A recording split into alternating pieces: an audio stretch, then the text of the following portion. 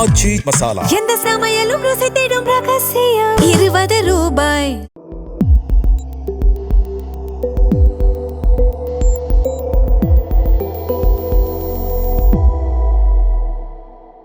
தமிழ் தடம் நேயர்களுக்கு வணக்கம். இன்றைய நேர்காணலில் நம்மோடு இணைந்திருப்பவர் ஊடகவியலாளர் திரு கபிரியல் தேவதாஸ் அவர்கள். சார் வணக்கம். வணக்கம் சார், இன்றைக்கு திமுகவோட செயற்குழு கூட்டம் நடந்து முடிஞ்சிருக்கு. ஸோ நிறைய ரிஃபார்ம்ஸ் கொண்டு வந்திருக்காங்க.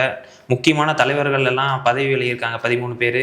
ஸோ 2 வருஷத்துக்கு மேலே ஒரு தலைவர் நீடிக்கக்கூடாது அப்படின்ற மாதிரி நிறையா கொண்டு வந்திருக்காங்க. ஸோ எப்படி பார்க்குறீங்க புது பொலிவுடன் திமுக?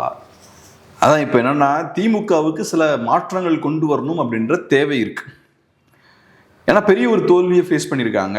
அதுவும் குறிப்பாக இளைஞர்கள் தாவேகா பக்கம் போகிறாங்க, அவங்களுக்கு திமுக பக்கம் வருவதற்கான விருப்பம் இல்லை அப்படின்ற ஒரு பரவலான பார்வையும் இருக்குது. இன்ஃபேக்ட் எம்கே ஸ்டாலின் அவர்கள் பேசும்போதே இன்ஸ்டாகிராம் இதெல்லாம் பார்த்து மக்கள் அந்த பக்கம் ஓட் போட்டாங்கன்னா சொல்லியிருக்காரு அவருமே. ஸோ இன்ஸ்டாகிராமுக்குலாம் பெரிய முக்கியத்துவம் கொடுக்குறாரு. அப்போ யங்ஸ்டர்ஸ் எல்லாம் உள்ளே கொண்டு வர வேண்டிய தேவை இருக்குது. இப்போ திமுக கூடிய சிக்கலே என்னன்னா, புதியவர்களுக்கு அங்கே இடம் கிடையாது. அங்கே எல்லாருமே அவங்களோட இடத்த கட்டியாக பிடிச்சிக்கிட்டு இருப்பாங்க. இது கீழே இருக்கவங்களுக்கு மட்டும் கிடையாது, மேலே இருக்கவங்களுக்கும் பொருந்தும். அப்போ நேச்சுரலாக யங்ஸ்டருக்கு அங்கே வேலையே கிடையாது, எனக்கு அங்கே வாய்ப்பே கிடையாது. இப்போ என்ன பண்ணுறாங்க, புது வாய்ப்புகளை ஏற்படுத்த முயற்சி பண்ணுறாங்க. அதனால தான் என்ன பண்ணுறாங்க, மாவட்ட செயலாளர்கள் பார்த்தா இதுக்கு முன்னாடி 77 பேர் இருந்திருக்காங்க. இப்போ 110 மாவட்ட செயலாளர்களாக அந்த போஸ்ட்டை வந்து இன்க்ரீஸ் பண்ணுறாங்க. 2 அசம்பிளி சீட்டுக்கு ஒரு மாவட்ட செயலாளர் அப்படின்ற ஒரு விஷயத்த பண்ணுறாங்க. 2வது மாவட்ட செயலாளர்களோட மேக்சிமம் ஏஜ் லிமிட் வந்து 70. அதுவும் 2 டேர்ம் தான் அவங்க மாவட்ட செயலாளராக இருக்க முடியும். அதே மாதிரி ஒவ்வொரு பொறுப்புக்கும் இந்த மாதிரி சில கிரைட்டீரியா ஃபிக்ஸ் பண்ணுறாங்க. 60 வயசு, 45 வயசு, நீங்கள் 2 டேர்ம் தான் இருக்கணும். இந்த மாதிரிலாம் நிறைய கிரைட்டீரியாஸை ஃபிக்ஸ் பண்ணுறாங்க. இதெல்லாம் பண்ணுவதன் மூலமாக ஒருத்தர் ஒரே இடத்துல தேங்கி இருக்காம பார்த்துக்கிறதுக்கு தான். நீங்கள் 2 டேர்ம் தான் இருக்க முடியும், அதுக்கப்புறம் வழி விடணும், புதுசாக இன்னொருத்தர் அங்கே வருவார்.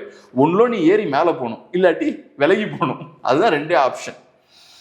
ஆனால் இது என்னன்னா, எனக்கு என்னமோ இது ஒன்றும் பெரிய இது ஒன்றும் பெரிய புது விஷயம் ஒன்றும் கிடையாது. நீங்கள் நிறையா வார்டுக்கெலாம் போனீங்கனாலே அங்கே 42வது வார்டும்பாங்க, அங்கே ஏபின்னு பிரித்து வச்சுருப்பாங்க.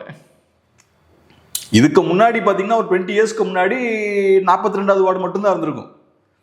அங்கே பொறுப்பில் ஒருத்தர் மட்டும்தான் இருந்திருப்பார். ஆனால் இப்போ என்ன பண்ணியிருப்பாங்க, 2ஆ போட்டிருப்பாங்க, ஏபின்னு 2ஆ பிரிச்சிருப்பாங்க. ஸோ அப்போ 2 பொறுப்புகளை கிரியேட் பண்ணிடுவாங்க. ஏன் இதை பண்ணுறாங்க, குறிப்பாக பார்த்தோம்னா அங்கே 2 சாதிக்காரங்க இருப்பாங்க.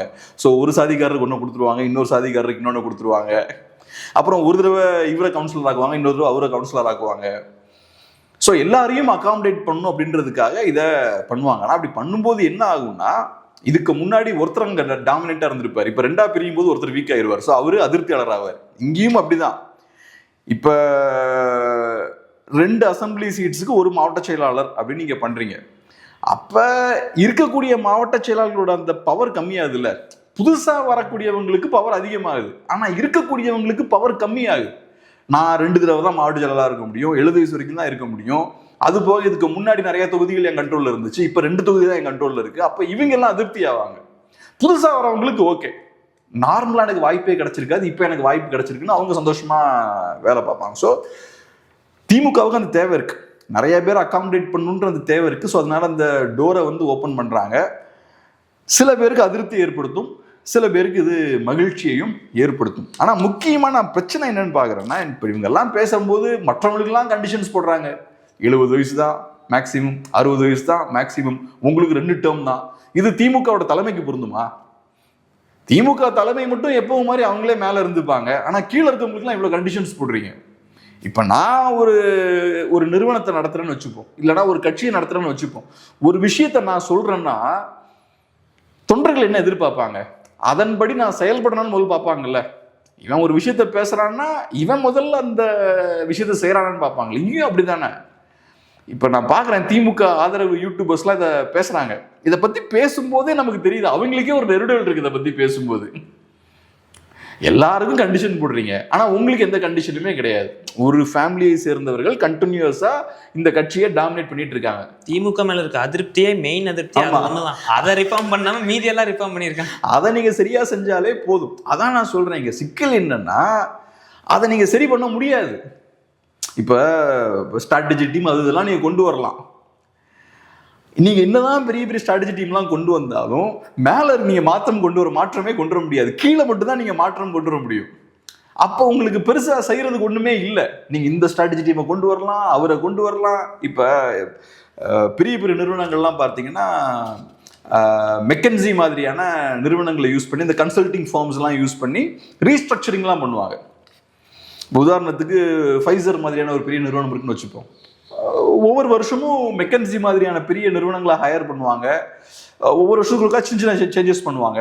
ஒரு 5-10 இயர்ஸ்க்கு பெரிய மாற்றங்கள்லாம் கொண்டு வருவாங்க. அந்த மாதிரி தான் இங்கேயும். ஆனால் இங்கே சிக்கல் என்னன்னா, நீங்கள் மேலே கை வைக்கவே முடியாது. கீழே மட்டும்தான் நீங்கள் எல்லா மாற்றங்களையும் பண்ண முடியும். கீழே மட்டும் மாற்றம் பண்ணால் போதாது, இல்லை மேலேயும் மாற்றம் வேணும் இல்லை. ஆனால் இதில் ஒரு சிக்கல் என்னென்னா, மேலே மாற்றம் கொண்டு வந்தால் அது பெரிய பிரச்சனை உண்டாகும். ஏன்னா இப்போ காங்கிரஸ் மேலே எழுந்த ஒரே குற்றச்சாட்டு என்னென்னா, இது வந்து குடும்ப அரசியலாக இருக்குது, அப்படியே இருக்கிற மாதிரி தான் சொல்லிட்டு இருந்தாங்க. ஸோ இப்போ ராகுல் காந்தி வந்தோன்னா யாரும் ஏற்றுக்கல. ஸோ உடனே வந்து காங்கிரஸ் தலைவராக கார்கே அவர்களை போடுறாங்க. ஆனால் கார்கே அவர்கள் எங்கே பேசுகிறாரு, அவர் காங்கிரஸ் தலைவர் தானா அப்படிங்கிற ஒரு புரிய எங்கேயுமே அவர்கிட்ட ஏதாவது கேட்டால் நான் ராகுல் காந்தி கேட்டு சொல்கிறேன் பாரு அவரு. அப்புறம் அந்த மாதிரியான விஷயம் தானே எங்கேயும் நடக்க போகுது. அதான் இருக்கக்கூடாதுன்றேன். குடும்பத்தோட கண்ட்ரோலுக்கு கீழே ஒரு கட்சி இருக்கக்கூடாது. காங்கிரஸ் பார்ட்டி அப்படிதான் இருக்கு. அந்த கேள்வியை நீங்க எழுப்பும் போது ஓகே நாங்க இப்ப கார்கே கிட்ட அதிகாரத்தை ஒப்படைச்சிடறோம் அப்படின்றீங்க. அவர் உங்க ஆளா இருக்க. அப்படி இருக்கக்கூடாது. கட்சிக்காரங்க கிட்ட அதிகாரம் இருக்கணும். நல்லா உழைச்சா மேல ஏறலாம் அப்படின்ற ஒரு சூழல் இருக்கணும். கேட்டா என்ன சொல்லுவாங்கன்னா, ராகுல் அவர்களுக்கு தான் வந்து நேஷனல் லெவலில் வந்து ஒரு மீடியா டென்ஷன் இருக்கு, அவர் தான் ஒரு ஃபேஸா இருக்காரு. கார்கே அவர் எத்தனை பேருக்கு தெரியும் அப்படின்னா, ராகுலுக்கு ஏன் நேஷனல் லெவலில் மீடியா டென்ஷன் இருக்கு? சோனியா காந்தி அவரு ராஜீவ் காந்தியோட பையன், சோனியா காந்தி அவர்களோட பையன். காங்கிரஸ் பார்ட்டியில் முக்கியமான இடத்துல அவர் இருக்காரு. காங்கிரஸ் பார்ட்டின்ற கட்சி எடுத்துட்டோம்னா ராகுல் காந்திக்கு இந்த ஃபேம் கிடைச்சிருக்குமா? காங்கிரஸ் நினைச்சா கார்கே அவர்களே வந்து இந்த அளவுக்கு ஃபேமஸா கொண்டு வர முடியும். ஆமா, அதான் நானும் சொல்ல வரேன். ஸோ கார்கே அவர்களால இந்த ஃபேமிலி பேக்ரவுண்ட்லாம் இல்லாமலே இவ்வளவு ஃபேமஸ் ஆக முடிஞ்சிருக்கு. அப்ப என்ன கேட்டா, ராகுல் காந்தியை விட கார்கே இன்னும் பெரிய ஆளு. இப்போ நிறைய லீடர்ஸ் இருக்காங்க, செல்ஃப் மேட் லீடர்ஸாக இருப்பாங்க. இப்போ செந்தில் பாலாஜி அவர்கள் எடுத்துக்கோங்க. அவர் மேலே உங்களுக்கு 1008 விமர்சனம் இருக்கலாம். ஆனால் சொந்த உழைப்பில் இந்த இடத்துக்கு அவர் வந்திருக்கார். இன்னைக்கு நீங்களும் நானும் பேசக்கூடிய இடத்துல இருக்கார். மோடி அவர்களும் அதே மாதிரி தான். மோடி அவர்களும் அதே மாதிரி தான். நிறைய பெரிய லீடர்ஸ் அப்படி இருக்காங்க. இதை எம்.கே. ஸ்டாலின் அவர்களாலேயோ உதயநிதி ஸ்டாலின் அவர்களாலேயோ இதை பண்ண முடியுமான்னு கேட்டால் முடியாது. இபிஎஸ் பண்ணியிருக்காரு. இபிஎஸ் அவர்கள் சொந்த உழைப்பில் அவர் இன்னைக்கு இவ்வளோ பெரிய இடத்துக்கு வந்திருக்கார். ஸோ அப்போ ஸ்ட்ராங்கான டாப் லெவல் லீடர்ஷிப்பும் வேணும்ல. கீழே எல்லா மாற்றங்களும் ஏற்படுத்துறீங்க. அப்போ நீங்கள் என்ன பண்ணுறீங்க, யங்ஸ்டர்ஸை உள்ளே கொண்டு வரணும்னா கீழே இருக்கவங்களாம் அதுக்கு தியாகம் பண்ணணும். நான் 2 டேர்ம் தான் இருக்க முடியும், 70 வயசுக்கு மேலே என்னால் இருக்க முடியாது, 60 வயசுக்கு மேலே என்னால் இருக்க முடியாது, 45க்கு மேலே நான் இருக்கக்கூடாது, நான் நிறைய தியாகம் பண்ணுறேன். ஆனால் மேலே இருக்கவங்க இந்த தியாகம் பண்ண மாட்டாங்க. கட்சியை காப்பாற்றணும், இன்னும் 50 வருஷம் இந்த கட்சி, இன்னும் 50 100 வருஷம் இந்த கட்சி இருக்கணும், எல்லாம் ரைட்டு. ஆனால் தியாகங்கள் எல்லாம் கீழே இருக்க தான் பண்ணும். மேலே போக போக பார்த்தா ஏஜ் லிமிட்லாம் ஏறிக்கிட்டே போகுது. நான் இது அவங்கள மட்டும் சொல்ல, மற்ற பெரிய அதிகார மையங்கள் இருக்காங்க பாருங்க, அவங்களையும் பெருசா நோண்டலையே. இவங்க சாதாரண கீழே இருக்கக்கூடிய நிர்வாகிகள் அவங்கள தான் பெருசா டார்கெட் பண்றாங்க. ஸோ அப்போ அங்க சிக்கல் இருக்குல்ல. இப்போ ஃபேமிலி பொலிட்டிக்ஸ்ல இருக்கக்கூடிய பெரிய சிக்கல் என்னன்னா, குவாலிட்டியான லீடர்ஸை ஃபேமிலி பொலிட்டிக்ஸால ப்ரொடியூஸ் பண்ண முடியாது. அதுதான் சிக்கல் ஃபேமிலி பொலிட்டிக்ஸ்ல. இப்போ கீழே இருந்து ஒருத்தர் மேலே ஏறி வர்றாருன்னா ஒரு குவாலிட்டியான ஒரு ஆளாக இருப்பார்.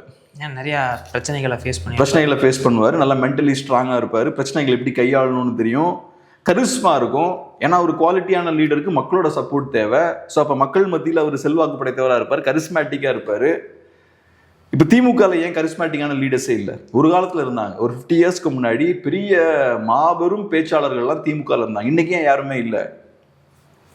ஏன்னா அந்த அளவுக்கு யாரும் நீங்க ஏறி வந்தீங்கன்னா உங்களை போட்டியா பார்ப்பாங்க, தூக்கிடுவாங்க உங்களை. அவங்க ஒரு பண்ணையார் மனப்பான்மை. ஆமா, நீங்க திடீர்னு இங்க இருக்கிற தலைவர்களை டாமினேட் பண்ணி பெருசா பேசுனீங்கன்னா, வைகோக்கு என்ன அதான் நடந்தது. Vaiko never outshine the மாஸ்டர்னு சொல்லுவாங்க. இந்த 48 laws ஆஃப் பவர்ல ராபர்ட் கிரீன் ஃபர்ஸ்ட் சாப்டர்ல never outshine your master. நீ உங்க மாஸ்டரை மீறி போறன்னா அவன் மாஸ்டர் கண்டிப்பா அவனை அட்டாக் பண்ணுவான், உன காலி பண்ணுவான். அதான் நாங்க வைகோ கதைக்கு. வைகோ அவர்கள் மாஸ்டரை மீறி போக முயற்சி பண்றாரு. அவர் அப்படி ரொம்ப பிரகாசமா சொல்லிக்கிறாரு. அப்புறம் பாக்குறாங்க வைகோ போற போக்க பார்த்தா நம்ம வாரிசுக்கு சிக்கலாயிருமேன்னு பாக்குறாங்க. அப்புறம் ரைட் ஸ்டாப் பண்றாங்க அதை. ஸோ அதான் இங்க சிக்கல். நீங்க மேல ஸ்பேஸ் கிரியேட் பண்ணீங்கன்னா கீழே இருந்து நிறைய பெரிய பெரிய லீடர்ஸ்லாம் உருவாவாங்க. நீங்க அன்பார்ச்சுனேட்லி அதுக்கான வாய்ப்புகளை நீங்க ஏற்படுத்தல. நீங்க பெரிய பெரிய லீடர்ஸ் வளர்வதற்கான ஸ்பேஸ் கொடுத்தீங்கன்னா அந்த பெரிய பவர்ஃபுல்லான லீடர்ஸே நல்ல ஆட்களை கீழே உருவாக்கிடுவாங்க.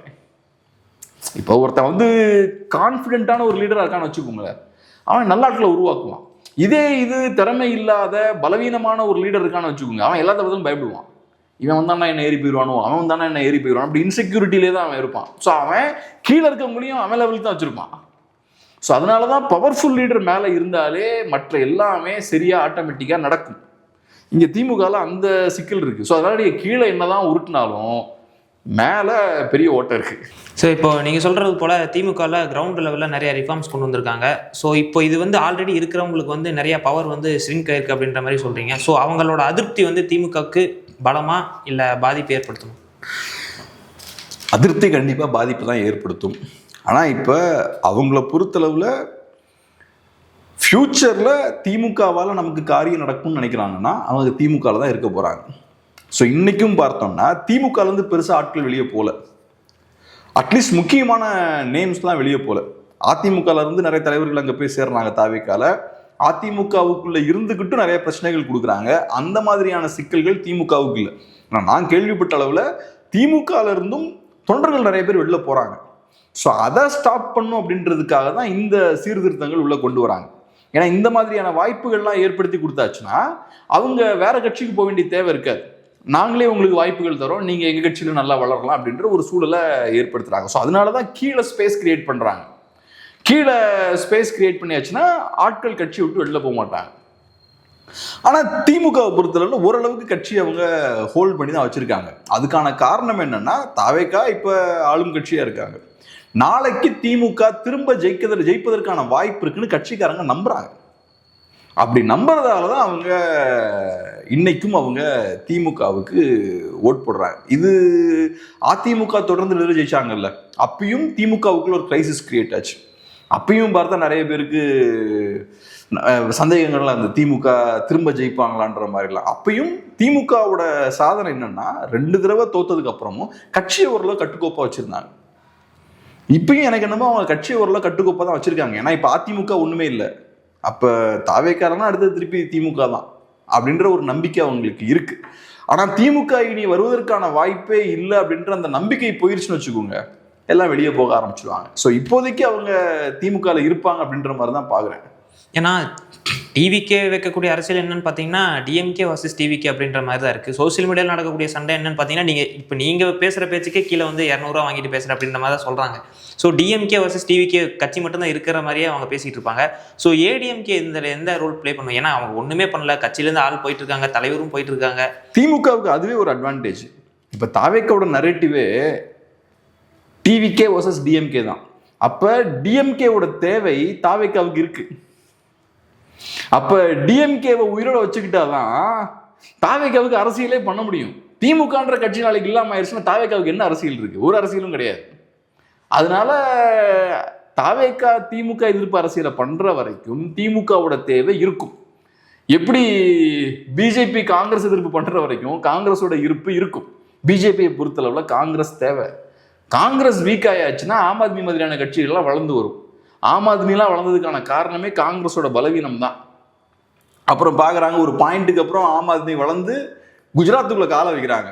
வச்ச உடனே தான் பிஜேபி அப்புறம் நடக்கிறது வேற, ஆட்டை கடிச்சு மாட்டை கடிச்சு இப்போ என்னையே கடிக்க வரையா அப்படின்னு சொல்லி கடுப்பாகிறாங்க பாஜக.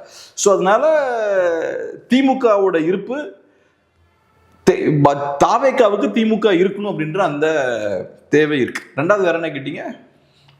அதிமுகவோட இடம் என்ன அப்படின்னு கேட்டீங்க. இப்போ அதிமுகவை பொறுத்தளவில் அதிமுகவுக்கு தான் சிக்கலிங்க. தாவேக்கா ஒரு அரசியலை கையில் எடுத்துட்டாங்க, திமுக கிட்டேயும் ஒரு அரசியல் கையில் இருக்கு. அதிமுக கிட்ட இப்போ அரசியல் இல்லை. இதுக்கு முன்னாடி அதிமுக கையில் தான் திமுக எதிர்ப்பு அரசியல் இருந்தது. அந்த அரசியலை கைவிட்டுட்டாங்க. இப்போ அதிமுக என்ன பண்றாங்க? தாவேக்கா எதிர்ப்பை கையில் எடுத்து பேசிட்டு இருக்காங்க. எனக்கு என்னமோ இது கரெக்டான ஸ்ட்ராட்டஜியா படலை. ஏன்னா அஃப்கோர்ஸ் அதிமுகன்ற கட்சியை காலி பண்ணுன்ற வெறியில இருக்காங்க தாவேக்கா. அந்த கட்சியை உடைக்கக்கூடிய வேலைகள் எல்லாத்தையும் பண்ணிட்டு இருக்காங்க. அப்ப கண்டிப்பா நீங்க தாவேக்கா எதிர்த்து அரசியல் பண்ணணும். ஆனா உங்களோட பிரதான அரசியல் தாவேக்கா எதிர்ப்புன்னு மாறும்போது மக்கள் எப்படி பார்ப்பாங்க? உங்களை திமுகவோட சேர்த்து வச்சு பார்த்துருவாங்க. அப்படி பார்த்தாங்கன்னா உங்க கட்சிக்காரங்களே உங்ககிட்ட இருக்க மாட்டாங்கல்ல. உங்க கட்சிக்காரங்க என்ன எதிர்பார்ப்பாங்க உங்ககிட்ட? நீங்க திமுக எதிர்க்கணும்னு எதிர்பார்ப்பாங்க. அப்ப நீங்க திமுக எதிர்ப்பையும் கையில் எடுக்கணும். நீ இந்த 2 விஷயத்தையும் பண்ணணும். திமுக எதிர்ப்பையும் கடுமையா பண்ணணும், அதே மாதிரி தாவேகா எதிர்ப்பையும் பண்ணணும். குறிப்பா தாவேகா சொதப்புறாங்க பாருங்க, திமுக எதிர்ப்புல சொதப்புவாங்க தாவேகா. இப்ப நிர்மல்குமார் அவர்கள் பண்றதெல்லாம் இருக்குல்ல, அதெல்லாம் எடுக்கணும். நாங்க தாவேகா விட திமுக எதிர்ப்பை நல்லா பண்ணுவோன்ற இடத்துக்கு நீங்க போகணும். அது போக நாங்க நல்லா ஆட்சி பண்ணோம், தாவேகாவால சரியான ஆட்சி பண்ண முடியலன்றதையும் பண்ணும். நீங்க வெறுமனே தாவேகா எதிர்ப்பை மட்டும் கையில் எடுத்தீங்கன்னா மக்கள் உங்களை திமுகவோட பீட்டி மட்டும் போயிடுவாங்க. இப்ப தாவேகாவோட ஆர்கியூமெண்ட்டே அதானே. அதனாலதான் தொடர்ச்சியா எப்போ அவங்க சொல்ற விஷயம் என்ன, திமுகவும் அதிமுகவும் ஒண்ணுதான், அவங்களுக்குள்ள ஒரு அண்டர் கிரவுண்ட் டீலிங் இருக்கு அப்படின்லாம் பேசிட்டு இருக்காங்க. ஸோ அவங்க பண்ண முயற்சி பண்றதே என்னன்னா அதிமுகவை காலி பண்ண ஐடியா பண்ணிட்டு இருக்காங்க. இவங்க 2 பேரையும் சேர்த்து போட்டாலே அதிமுகலாம் தாவேகாக்கு வந்துருவான். ஆனா அந்த அக்ரஷன் இபிஎஸ் கிட்ட வெளிப்படுற மாதிரியே தெரியவில்லை. என்ன பண்ண முடியும்? அவர் கரிஸ்மேட்டிக்கான லீடர் கிடையாது இபிஎஸ். அவர் ஒரு நல்ல ஆர்கனைசர் தான், அதுலலாம் ஒரு மாற்று கருத்தும் தேவையில்லை. அவர் ஒரு கட்சியை எப்படி நடத்தணும்னு அவருக்கு தெரியும், நல்ல அரசியல் புரிதல் உண்டு, அதெல்லாம் ரைட்டு. ஆர்கனைசர் வேற, லீடர் வேற. ஆர்கனைசர் பார்த்தீங்கன்னா நல்ல பேக்ரவுண்ட்ல இருந்து நல்ல வேலைகள்லாம் பார்ப்பாங்க, பெரிய சவுண்டெல்லாம் கொடுக்க மாட்டாங்க, லோ ப்ரொஃபைலாக கரெக்டாக பண்ணுவாங்க, ஒரு ஈவென்ட் மேனேஜ்மெண்ட். ஆமாம், நல்லா நீட்டாக கரெக்டாக ஆர்கனைஸ் பண்ணுவாங்க, எல்லாத்தையும் பவரையும் கைக்குள்ள வச்சுப்பாங்க, அதிகாரம் அவன் கையை விட்டு போகாமல் எப்படி பாதுகாக்கணும்னு தெரியும். ஆனால் சிலவங்க பெர்ஃபார்மன்ஸாக இருப்பாங்க. இப்போ விஜய்லாம் பெர்ஃபார்மர். விஜய் அவர்களும் பார்த்தீங்கன்னா ஒரு டிப்பிக்கல் பெர்ஃபார்மர்னு, சினிமாவில் பெர்ஃபார்மரு. ஆனால் அரசியல் வரும்போது அந்த பெரிய ஒரு பெரிய லவுடான பெர்ஃபார்மராக அவர் இல்லை. ஆனால் அரசியலில் நிறைய லீடர்ஸ் பார்த்தீங்கன்னா பெர்ஃபார்மர்ஸாகவும் இருப்பாங்க. இப்போ மோடிலாம் பார்த்தீங்கன்னா பெர்ஃபார்மர், அரவிந்த் கெஜ்ரிவால் பார்த்தீங்கன்னா பெர்ஃபார்மர், கரிஸ்மேட்டிக்காக மக்களை ஈர்க்கக்கூடிய அந்த கெப்பாசிட்டி அவங்களுக்கு இருக்கும். இபிஎஸ் அந்த மாதிரியான கேரக்டர் கிடையாது.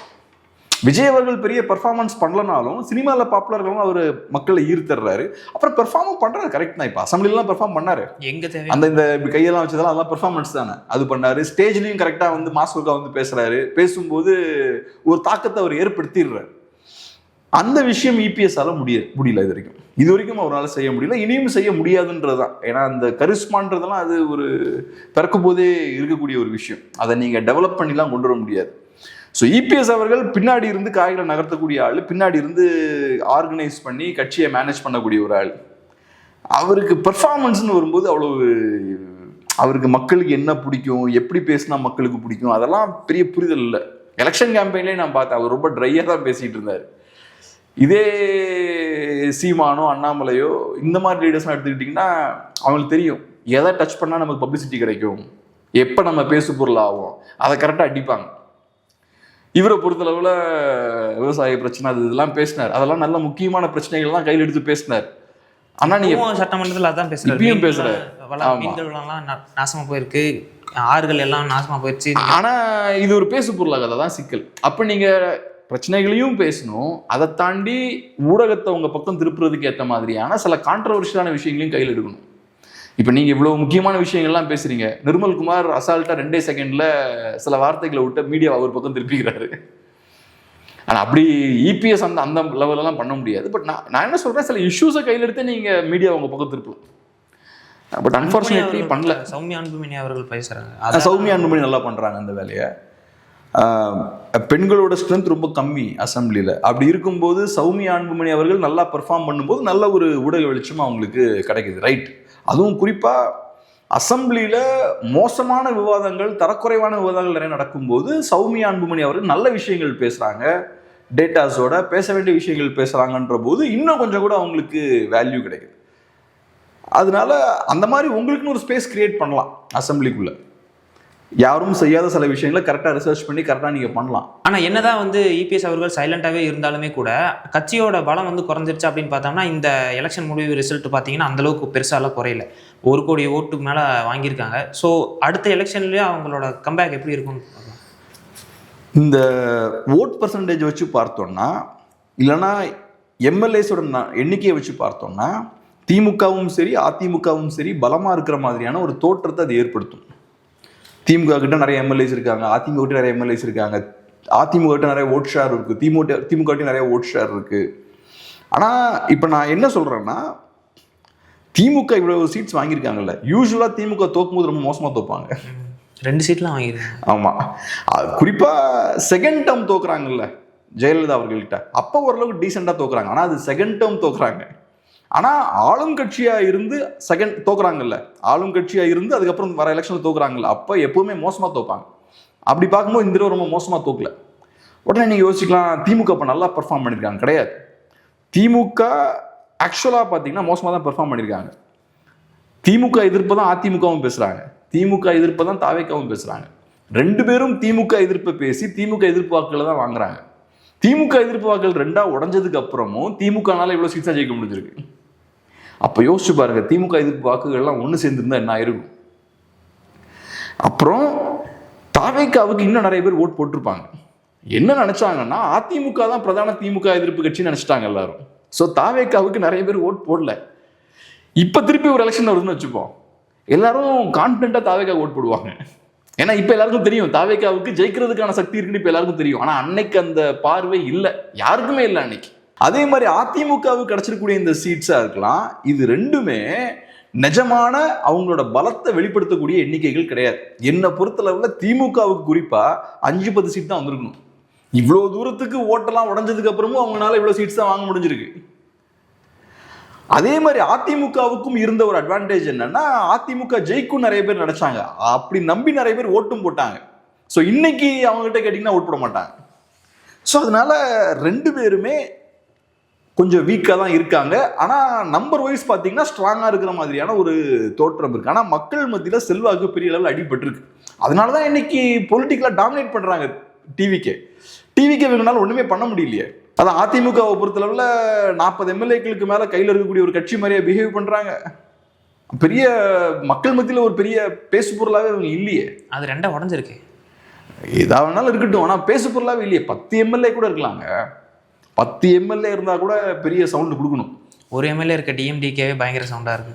ஆமாம், திமுகவுக்கும் அதே தான். ஆனால் இப்போ என்னன்னா, அதிமுகவை பொறுத்தளவில் நாளைக்கு தாவேக்காவுக்கு எதிரான ஒரு பெரிய ஒரு வேவ் வருதுன்னு வச்சுப்போம். அப்போ அதிமுக திரும்ப ஏறி வருவதற்கான வாய்ப்பு இருக்கு.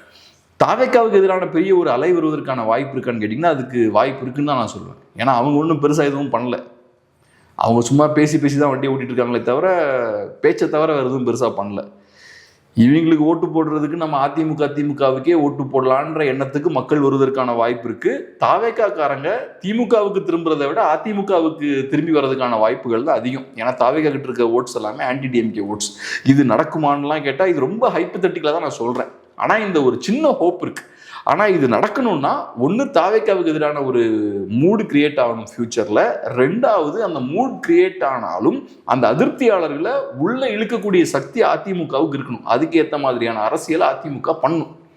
இப்போதைக்கு பார்த்தா அதெல்லாம் பண்ணுற மாதிரி தெரில. ஆனால் என்னதான் ஆனாலும் தாவேக்கா இருக்க தான் போகுது ஃபியூச்சரில்.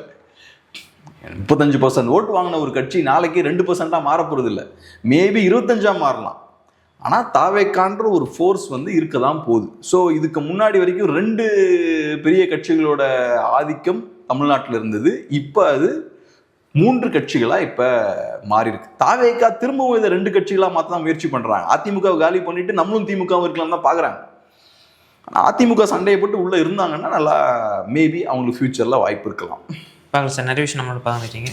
நன்றி.